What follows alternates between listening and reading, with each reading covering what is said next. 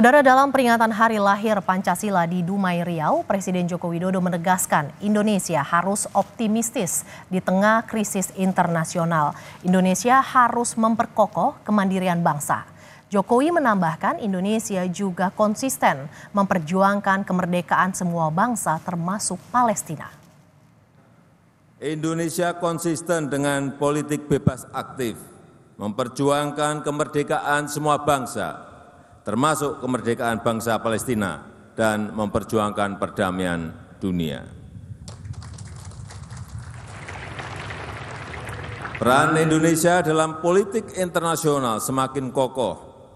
Kita telah menjadi pemimpin G20 yang berhasil, telah menjadi ketua ASEAN yang sukses, dan terus akan berkontribusi pada dunia, termasuk melalui World Water Forum yang baru saja kita selenggarakan.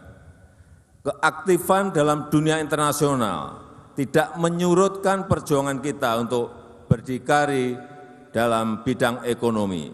Kita terus perjuangkan kemandirian ekonomi, termasuk melalui industrialisasi di dalam negeri dan melalui hilirisasi di berbagai sektor. Kita harus menjamin kekayaan negara sepenuhnya untuk kemakmuran rakyat. Saudara, bagaimana kondisi di Medan Merdeka saat ini di depan Kedutaan Besar Amerika Serikat akan kita pantau bersama rekan jurnalis Kompas TV, Fedriska Ananda. Fedriska, apa saja permintaan pengunjuk rasa selain meminta penghentian kiriman senjata oleh Amerika Serikat ke Israel, Fedriska?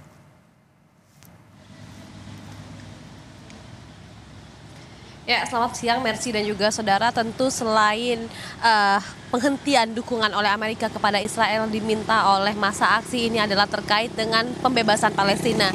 Di mana kalau misalkan kita tahu PBB Amerika ini juga memiliki hak veto di PBB.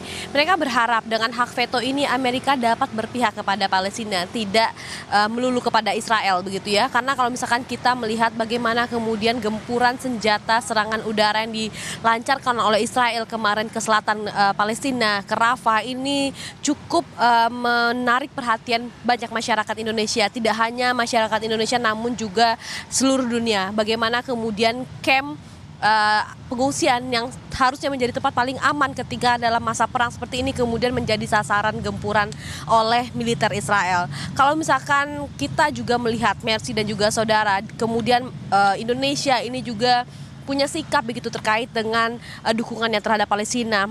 Dari masa aksi ini juga berharap agar Indonesia lebih proaktif begitu untuk mengupayakan diplomasi politik internasional yang kemudian dapat dilakukan sehingga dapat dukungan Indonesia ke Palestina ini kemudian dapat menjadi aksi yang lebih nyata begitu. Tidak hanya kita ini kemudian berorasi ataupun aksi saja di jalan, namun kemudian Indonesia juga membuka suara di dunia, di PBB begitulah, itu yang diharapkan oleh para massa aksi tadi. Selain itu juga selain orasi tadi yang dilaksanakan dari massa aksi ini juga membuka galangan donasi yang akan dikumpulkan begitu, kemudian akan diharapkan dapat dikirimkan ke Palestina untuk dapat mengobati rasa sakitnya dari saudara-saudara kita yang ada di Palestina saat ini. Dan kemudian Mercy dan juga saudara, kalau misalkan kita juga tadi melihat bagaimana kemudian demo yang tadi ini terjadi dari pukul 7 hingga pukul 10 tadi, memang untuk saat ini sudah lengang, sudah massa aksi sudah bubar. Namun kalau misalkan tadi kami pantau Mercy dan juga saudara, bagaimana kemudian